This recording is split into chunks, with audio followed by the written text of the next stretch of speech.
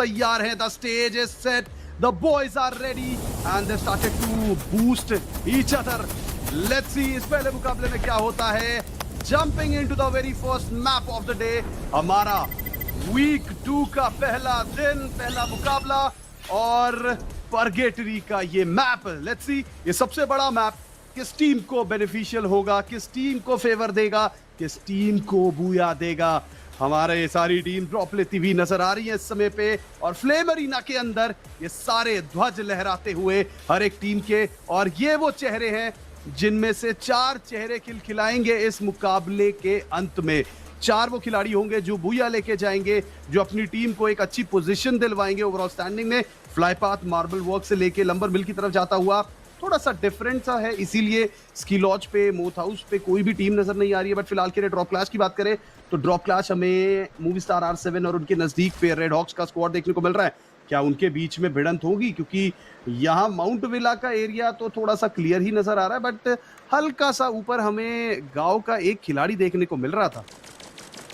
हल्का सा ऊपर वो खिलाड़ी था जरूर, बट जैसा कि हमने देखा वो प्लेन पाथ वो किसी के फेवर में आया नहीं है। एक्चुअली हाक्स उनको नॉकआउट करा जाएगा क्योंकि प्लेन पाथ आपके फेवर में था नहीं, आप अपने ड्रॉप पर अच्छे से जा सके नहीं। Even sports get initial elimination, एक एलिमिनेशन यहाँ पर मिलेगा उनको, फर्स्ट ब्लड शायद इन्हीं के द्वारा दिखता हुआ नजर आया। बट अभी के लिए ये स्क्वाड फील्ड्स के इलाके पर मौजूद RH फिर से फाइट में इन्वॉल्वमेंट। टीका है सामने की ओर, टीम वैक क्या यहाँ पर से एक 1v2 में आसानी से फिनिश ऑफ कर पाएंगे। टीका है, उनको डैमेज मिलता हुआ नजर आएगा हेड शॉट्स के साथ। निजात गेट्स नॉक, बट निजात उनको भी नॉकआउट करा जाएगा। कवर आएगा, फ्लिकर क्या कर रहे हैं आप पीछे खड़े खड़े, आप अपने खिलाड़ी को सपोर्ट करने भी नहीं गए। सामने रिवाइवल भी होता हुआ नजर आया, अब आपको यहाँ पर से एक 1v2 करना पड़ेगा। फ्लिकर उनके पास चार्ज बस्टर थी जरूर, बट वो चला पाए नहीं। एंड टीम वैक का यहाँ पर से एक तगड़ा कमबैक, एक सेकंड को, एक पल को लगा था कि टीम वैक पहले नॉक दिया है आपने तो डेफिनेटली आप यहाँ पर से अब कमबैक नहीं कर सकते। But RH I don't know कि वो क्या कर रहे हैं, वो थोड़े से क्लूलेस यहाँ पर दिखाई दे रहे हैं कि आखिरकार करना क्या है। वो मुझे शॉर्ट रेंज में सिनर्जी मैच होते हुए नजर नहीं आई, सिर्फ एक खिलाड़ी आगे गया, पीछे खड़ा खड़ा दूसरा देख रहा है। थोड़ी सी दिक्कत है यहाँ पर RH के लिए, बट क्या करेंगे आप, बिकॉज इवन स्पोर्ट्स वो भी धीरे धीरे आगे पर प्रहार कर रही है। एक ट्रिपल थ्रेड मुकाबला, ब्लेड उनको डैमेज मिलता हुआ एज वेल, बट अभी के लिए ग्लू वॉल का सटीक इस्तेमाल जो कि बचा रख रहा है आपको। बट 2 स्क्वाड्स एक साथ आपके ऊपर फायर करेगी, हालांकि नॉकआउट भी कर दिया जाएगा ब्लेड को। एंड वो एलिमिनेशन अगेन टीम वैक के पास आएगा। कुटुश एक लौते खिलाड़ी, वो भी हो जाएंगे नॉकआउट। हालांकि आप प्रॉपर तरीके से यहाँ पर परमानेंटली एलिमिनेट नहीं हुए हो, बट फिर भी काफी ज्यादा नुकसान टीम RH को। थोड़ा सा ओवर कमिट किया साइरस ने, और इस समय पे ओवर कमिट करने का रिजल्ट भी उनके फेवर में आया है। वैग ई स्पोर्ट्स को कुछ अर्ली फ्रैग्स मिल चुके हैं, this is going to boost their confidence a lot. इस समय पे वैग ई स्पोर्ट्स थोड़ा सा बॉटम में बैठे हुए 14वें पायदान पे। अगर प्रिसाइसली बात करें, पिछला हफ्ता इतना अच्छा गया नहीं था इनके लिए। चिरायु आप और हम बैठे हुए थे, चर्चा कर रहे थे कि वैग ई स्पोर्ट्स की वो परफॉर्मेंस हमें देखने को मिल नहीं रही है, लेकिन यहाँ पे शुरुआत एक ग्रैंड लेवल पे हुई है इनकी। PLS1 थोड़ा सा आगे जाएंगे, बट यहाँ देखिए बोल्ट मेकर का प्रयोग इतनी जल्दी देखने को मिल रहा है। फैल्कन के किरोरो, ये अच्छा कॉल था, तुरंत निकल चुके हैं कवर के अंदर, लेकिन हेवी के मुफासा ये आगे बढ़ेंगे। He wants to shut down किरोरो, स्पॉट कर लिया गया है, चेस करने की कोशिश की रायु। किरोरो आगे देख रहे थे चिरायु, लेकिन यहाँ पे डिस्टेंस से शॉट आया, बट वो on fire is also on top of the हिल। और अब ऑन फायर को चेस करने के लिए हेवी के बच्चे खिलाड़ी तीनों तरफ से वार। ऑन फायर थोड़ा सा फॉल बैक करेंगे, लेकिन यहां से निकल के जा नहीं सकते। अब इन तीनों खिलाड़ियों को फेस करना पड़ेगा। ऑन फायर पीछे से मुफासा भी आए, ये नीचे डैश करके निकले थे। क्रोनो शील्ड को डिप्लॉय किया गया, लेकिन अब तक सरवाइव कर तो रहे थे, बट 3 खिलाड़ी एक प्लेयर के ऊपर चढ़ेंगे चिरायु, तो ये तो नाइंसाफी है। यहां से बच पाना, वो भी ओपन में। अगर देखिए कंपाउंड की बैटल होती तो शायद हम एक्सपेक्ट कर सकते थे वहां पे 1v3 क्लच हो पाए, लेकिन इतनी ओपन की बैटल में तो क्लच हो पाना is very close to impossible. Heavy को एक और फ्रैग मिलता हुआ, फैल्कन को झटका लगा, ये अच्छी बात है कि तुरंत कुछ खिलाड़ियों का रिवाइवल भी हो चुका है, लेकिन फैल्कन्स को संभल के खेलना पड़ेगा। इतना बड़ा स्प्लिट खेलेंगे तो फिर नुकसान तो होना लाजमी है। बिल्कुल देखिए नुकसान झेलना पड़ेगा, बट वो देखिए मूवीस्टार R7 एग्रेशन मोड में दिखाई देते हुए व्हीकल से आगे आए जरूर। इवन स्पोर्ट्स को ऑफ गार्ड पकड़ा है, विद इन एक्स भी ऊपर की ओर फायर करेंगे जरूर, बट उनको नॉकआउट करा जाएगा as well. Games king height advantage नहीं था, बट M60 का वो उपयोग आसानी से वो नॉकआउट अपने पास लिया।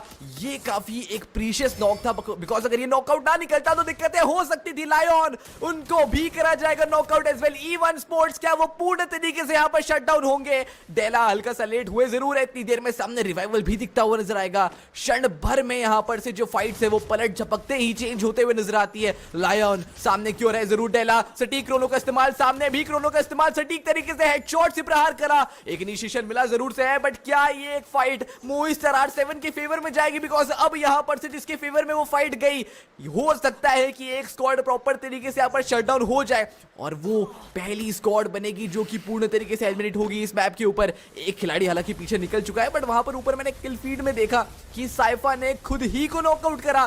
टीम SR वो भी नॉकआउट होते हुए नजर आएंगे। यहां पर दो बोल्ट मेकर्स का इस्तेमाल होता हुआ बारोस, उनको भी नॉकआउट करा जाएगा। Team solid they are alive and kicking, and वो अभी भी सॉलिड तरीके से अपनी पोजीशन जमाए रख रहे। ड्यू काफी ज्यादा पीछे निकल चुके हैं रिवाइवल करने के लिए। They are still alive and kicking, अभी अपने खिलाड़ियों को रिवाइव कर सकते हैं, बट द थिंग इज कि वो एक लौते खिलाड़ी है। अगर वो हल्की सी भी पीक मिली, हल्का सा भी आपने परमानेंट कवर छोड़ा, आपको यहां पर से पूरी तरीके से एलिमिनेट करा जाएगा, जिसके तहत पुलिस स्क्वाड एलिमिनेट हो जाएगी। बट टीम वैग उनको भी शट डाउन करा जाएगा। पहली स्क्वाड जो कि इस मैप के ऊपर से होती है बाहर, वो है टीम वैग। दिक्कतें हुई, शुरू से फाइट में इन्वॉल्वमेंट था, हालांकि आपने RHK को पीटा जरूर, बट अब यहां पर से आप खुद की पोजीशन संभाल पाए नहीं, बिकॉज इतनी देर में काफी रोटेशंस इस साइड से दिखाई दिए एंड आपको करा आसानी से बाहर। बहुत बड़ी गड़बड़ी चल रही है चिरायू वैग के खेमे में। पिछला हफ्ता इतना अच्छा गया नहीं, मात्र 73 अंक उनके खाते में।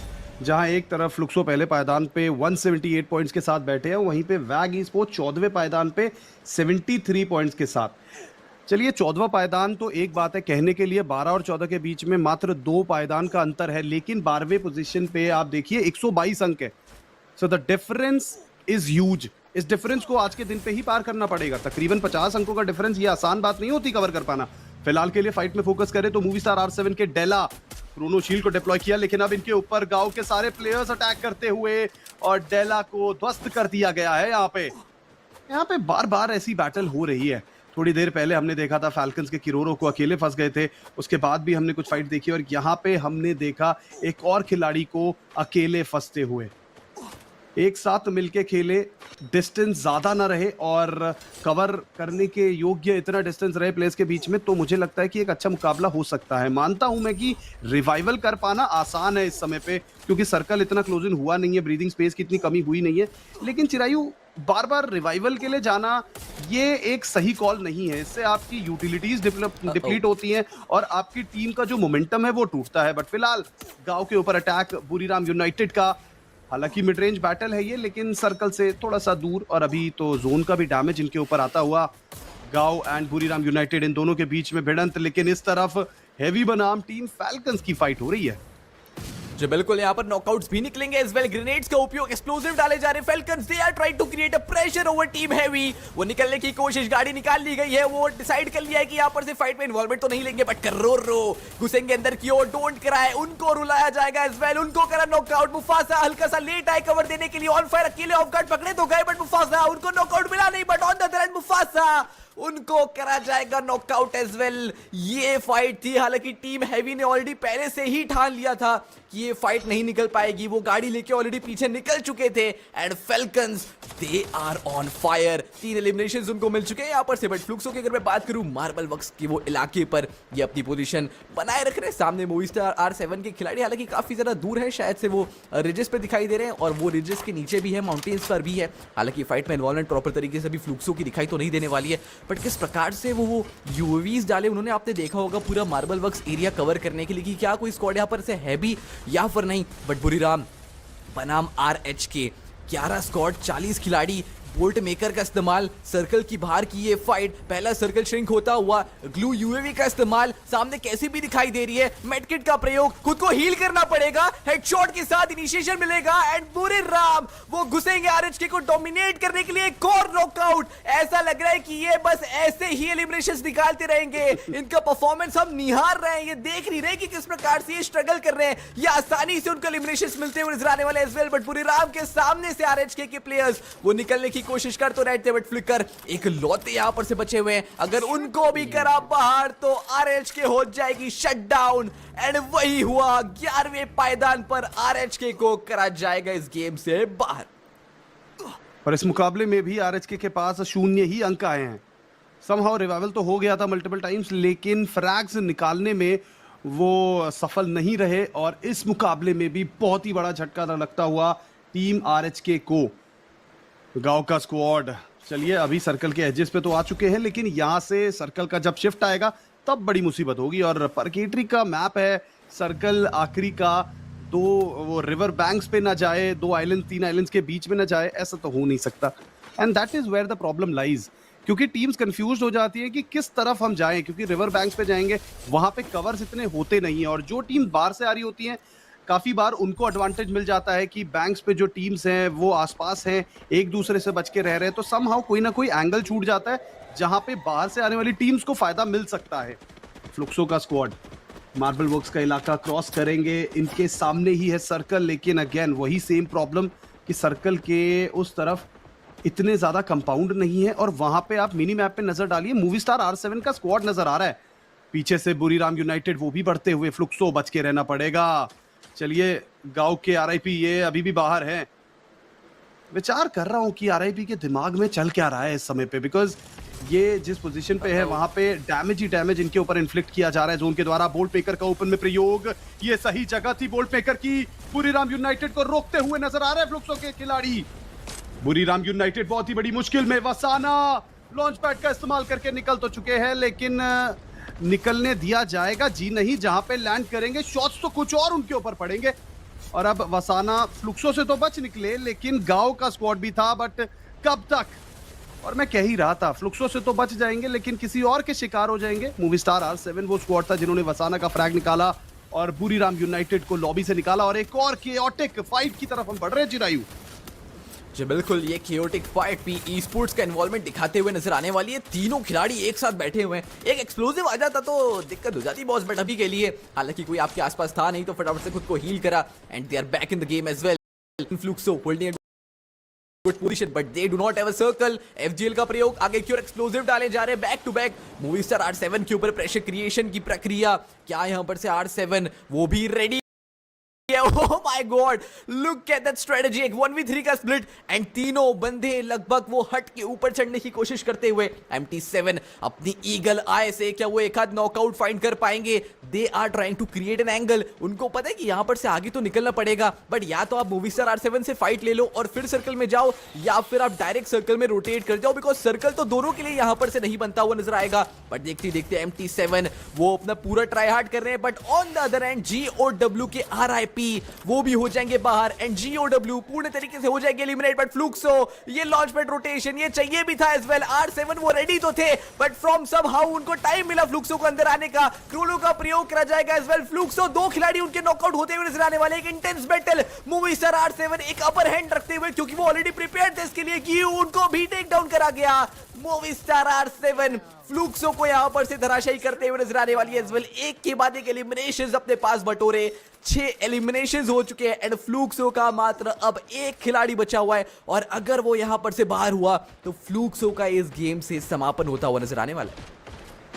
फ्लुक्सो का स्क्वाड बहुत ही बड़ी मुश्किल में। MT7 इस समय पे आखिरी सांसें ले रहे हैं, सर्कल से बहुत ज्यादा दूर मुझे लगता है, और यहां से अंदर जा पाना तो नेक्स्ट टू इम्पॉसिबल ही नजर आ रहा है। 7 टीम्स हमारे सामने, 23 खिलाड़ी अभी भी मौजूद, सर्कल के अंदर फाइट चलती हुई। फैल्कन समहाउ शुरुआत में झटके खाए थे, लेकिन अभी के लिए काफी अच्छी पोजीशन पे नजर आ रहे हैं। मूवी स्टार R7 इनको भी गेट कीप आसानी से कर दिया जा सकता है यहाँ पे। और ये लीजिए लॉन्च पैड का इस्तेमाल करके आगे बढ़े, लेकिन सामने की तरफ टीम सॉलिड हवा में ही हाक्स को गिरा दिया। डेला उतरे थे, उतरते साथ एग्जिट करते हुए इस मुकाबले को। मूवी स्टार R7 गेम से बाहर, और अब टीम सॉलिड और इनके सामने है फैल्कन, शॉट लगाने की कोशिश। Team solid far from home, all the way from Brazil. Hawk gets taken down, but Nick is there. Revival हो जाएगा तुरंत। फैल्कन झटके इनको भी पड़े हैं, लेकिन ये अच्छी बात है कि नॉक नहीं मिला। और ये लीजिए, नॉक की बात करते ही किरोरो को भी डाउन कर दिया गया है, फ्रीज नेट्स का भी प्रयोग करते हुए। और टीम सॉलिड अब धीरे धीरे क्लोजिंग करते हुए। This was the right time. एक और नॉक की जरूरत है। एलन के द्वारा पीना को डाउन किया। One more gets taken down. पीछे से हेवी से भी शॉट्स आते हुए फैल्कन के ऊपर दोहरा वार डैश करके निक आगे गए, बस सैडली निक को डाउन कर दिया। ऑन फायर को भी कंप्लीट किया यहाँ पे टीम सॉलिड। बहुत ही शानदार गेम दिखाते हुए और आज के इस मुकाबले में बहुत ही बढ़िया डोमिनेशन देखने को मिलता हुआ। लेकिन कंपाउंड्स की बैटल देखिए, हेवी इस समय पे काफी बेहतरीन तरीके से होल्ड करती हुई इनके नजदीक आए टीम सॉलिड के खिलाड़ी। ये एक क्लोज कॉल था, एक रिस्की मनूवर पुल किया है यहाँ पे। चलिए, अब टीम सॉलिड के सामने मेल्टस का भी प्रयोग किया जा रहा है, लेकिन टीम सॉलिड को इस कंपाउंड को पकड़ना है। बट कंपाउंड में क्या हेवी इनको एंट्री करने देगी? जी नहीं। मुफासा यहाँ पे है तो फिर दहाड़ेंगे जरूर। This is not just fight of the circle, but ये एक ग्लोरी की भी लड़ाई है, ये लीडर बोर्ड की भी लड़ाई है, ये लड़ाई है ग्रैंड फाइनल्स में खुद की जगह बनाने की। टीम है हेवी प्रेशर क्रिएट करते हुए एजी ग्लोबल के ऊपर एज वेल।